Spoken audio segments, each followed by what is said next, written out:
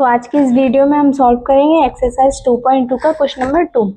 ये भी same question number first जैसा है। इसमें भी लेंगे RHS cos inverse 4x³ minus का 3x। इसमें हम put x equal to cos theta, क्या आ जाएगा cos inverse 4 cos³ theta minus का 3 cos थीटा। अब ये फॉर्मूला किसका होता है, cos 3 थीटा का फॉर्मूला क्या हो जाएगा 4 cos³ थीटा माइनस का 3 cos थीटा। ये अपना cos 3 थीटा का फॉर्मूला होता है।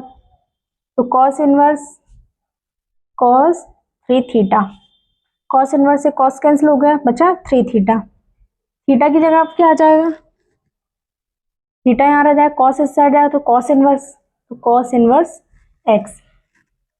हमें देखो यही प्रूफ करना था। तो ये LHS इक्वल टू RHS हो गया, तो ये हो गया अपना क्वेश्चन नंबर 2।